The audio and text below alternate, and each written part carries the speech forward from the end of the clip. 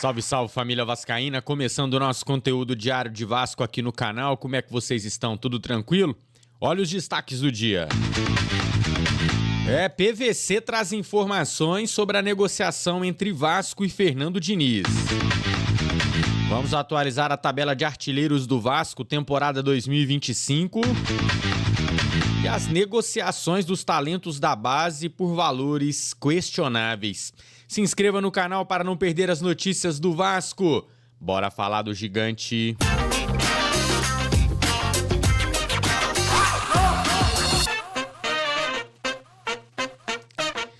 Tá aí a artilharia do Vasco na temporada 2025. O Pirata segue na ponta com bastante distância, né? 14 gols marcados e estamos no começo do mês de maio. Felipe Coutinho, vice-artilheiro da temporada, tem 5 gols.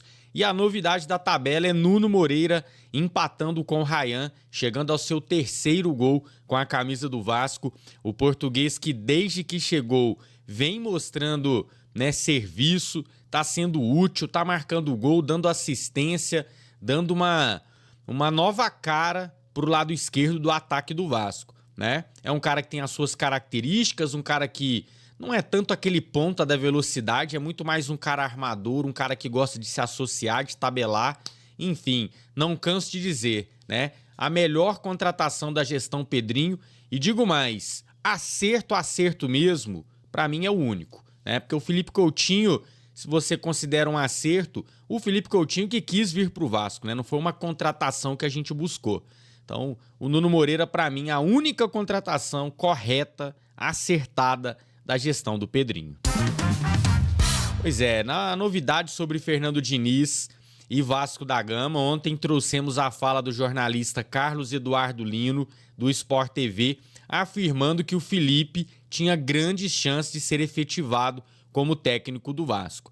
Pois bem, já o jornalista Paulo Vinícius Coelho, o PVC, amigo do Pedrinho também, publicou que Fernando Diniz é o objetivo do presidente Pedrinho para dirigir o time no restante da temporada. Vou até aqui, ó, eu peguei o texto da matéria do PVC para a gente acompanhar, vamos lá. O Vasco esperou por uma proposta de Diniz e se assustou com a pedida inicial. A contraproposta está na mesa à espera da resposta. Isso aconteceu ontem, né? Saiu essa notícia ontem por volta da hora do almoço que o Vasco viu a pedida do Diniz e falou: calmou, Diniz, calmou. Nesses moldes não vai ter como. Então o PVC trazendo agora que o Vasco já fez a contraproposta para o Diniz. Continuando então, Diniz gosta do Vasco e pode ser o caminho certo para um time capaz de brigar por pelo menos uma vaga na Libertadores, como brigou no ano passado com Rafael Paiva. Não há contradição entre estilos com Fábio Carille, porque no início do ano, Diniz estava empregado no Cruzeiro e o Carille foi o nome possível depois de recusas de Paulo Pesolano e Renato Gaúcho. A gente sabia, né, que o Carille não foi a primeira opção. O Paulo Pesolano eu nem vi tanta força assim do Vasco, eu vi mais pelo Renato Gaúcho, mas o Vasco não conseguiu chegar na pedida do Renato, né? Acabou fechando com o Carille. É o que eu falo, meu amigo. Treinador bom é caro. Entendeu? Não adianta. Os mais ou menos já são um pouco caros, né? Os bons são muito caros. Torcer pro Fernando Diniz aceitar essa proposta e fechar esse técnico logo, né? Fica essa lenga-lenga, o time tá aí na mão do Felipe, não deve ter muita evolução, não deve ter muitas mudanças, não tá tendo nem tempo de treinar direito. E a gente vai estar tendo jogos importantes, né, cara? Acabamos de ter um jogo de ida de mata-mata, domingo agora tem Palmeiras, daqui a pouco já é o Porto Cabello pela Sul-Americana, Lanús, é um jogo atrás do outro, intervalo de 3 em 3 dias, precisamos logo desse técnico ser efetivado para ele começar a trabalhar. Segundo o Diniz, o objetivo do Pedrinho unicamente é o Diniz. Não existe papo de Felipe, não existe papo de outro treinador. A gente vai acompanhando essa novela, traremos aí informações sobre novos capítulos. Meus amigos, aqui uma série de informações trazida pelo Vene Casagrande sobre jogadores da base do Vasco. Vamos começar pelo Eric Marcos, tá? Aliás, o Eric Marcos não tá nessa, né? Tá de cal, perdão. Aí. O Eric Marcus, o Ludogorets da Bulgária, onde ele tá jogando lá por empréstimo, né? Ele exerceu a opção de compra que o Vasco fixou e pagou 1,1 milhão de euros por 80% do atacante. O euro tá ali 6,40 hoje, então isso aqui vai dar aí mais ou menos uns 7 milhões de reais por 80% do jogador. É muito pouco, é muito pouco. E veja bem, o Eric Marcus é craque? Não, tá rendendo bem lá, ó. 34 jogos, 7 gols, 6 assistências, tá rendendo bem lá. Mas nem é por isso, é porque hoje qualquer jogador vale mais do que isso aqui. Quer um exemplo? O Lloyd Augusto, sabe quanto que o Vasco pagou no Lloyd? 1,5 milhão de euros, podendo chegar, se o Lloyd cumprir metas, a 2 milhões e meio de euros. Qual é o sentido de você vender o Eric Marcus abaixo desse valor? O mínimo era vender acima para você cobrir o pagamento do Lloyd, né? Então, fica aqui a crítica a esse valor do Eric Marcus. Mesma coisa o JP, né? O Vasco emprestou o JP, olha que absurdo, com opção de compra fixada em 1 milhão de euros por 50%. Então essa aqui é a conta mais fácil de fazer, dá 6 milhões e 400 mil por metade do jogador, né? Então, beleza, se o Vasco conseguir uma venda maior da outra metade, vai conseguir faturar mais. Mas o que a gente tem de momento são esses valores. E não faz sentido. Você não coloca a venda lá embaixo para depois você arrepender. Você coloca o valor da venda lá em cima para o clube vir, para o Avaí vir e falar: Vasco, tô a fim de comprar o JP, mas tá muito caro, me dá um desconto aí. E aí o Vasco vê se dá o desconto ou não.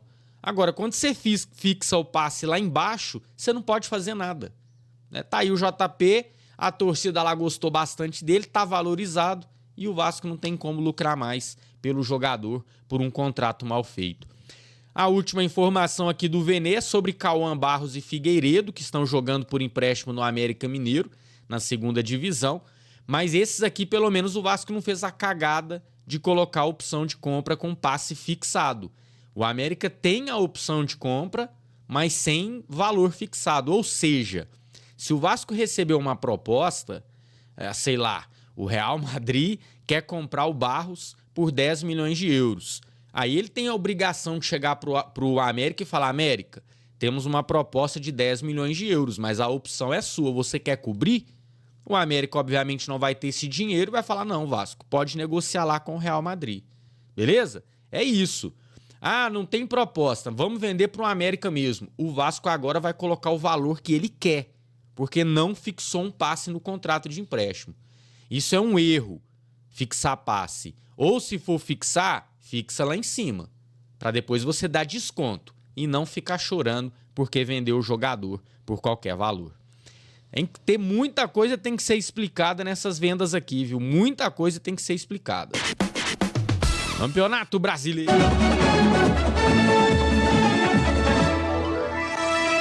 A rodada começou na noite de ontem, o São Paulo empatou em 0-0 com o Fortaleza. Foi o primeiro jogo da 7ª rodada. Hoje teremos mais 4 jogos no Maracanã, Fluminense Sport 6h30, mesmo horário na Neoquímica Arena, Corinthians e Inter, mesmo horário no Presidente Vargas, Ceará e Vitória. E às 9 da noite, fechando os jogos de hoje, tem Bahia e Botafogo na Arena Fonte Nova. Vou colocar na tela aqui a tabela de classificação para a gente ver a situação do Vasco no momento. Tá aí para você. O Vasco é o 11º lugar com 7 pontos. Mas olha a distância para a zona do rebaixamento. É 1 pontinho, meu amigo. É 1 pontinho. Então ainda tá muito preocupante. Por isso que eu venho falando que a prioridade para mim nesse momento é o Campeonato Brasileiro. Tem que descansar algum jogador? Descansa nas Copas, tá? Não adianta nada você chegar lá numa semifinal de Copa do Brasil de novo, correndo risco de rebaixamento. Não faz o menor sentido, né? Primeiro você faz um Campeonato Brasileiro decente, tira o risco do rebaixamento para aí sim buscar as Copas. Pelo menos é o jeito que eu penso, é o que eu acho que é mais importante nesse momento. O Vasco pode sim terminar muito próximo ou até dentro da zona do rebaixamento, com uma combinação difícil de resultados, mas que pode acontecer. Claro, se a gente perder para o Palmeiras, né? Empatando ou vencendo não entra e empatando fica bem difícil da gente entrar na zona do rebaixamento por uma questão de resultados que tem que acontecer, né? Vamos ver aí como que vai o Vasco para esse jogo contra o Palmeiras, jogo difícil. O Vasco é o mandante, mas mandou o jogo lá para Brasília, então torcer aí pros vascaínos do Distrito Federal comparecerem em peso para empurrar esse time. E olha só, você que quer mais conteúdo de Vasco, é só clicar no card que tá passando lá em cima, ó. Confere lá a nossa última edição para você ver as informações. Quem é Vasco, deixa o like. Quem é muito Vasco, se inscreve no nosso canal. A gente se vê a qualquer momento para comentar mais informações do Gigante da Colina. E dali Vasco, tamo junto e até lá.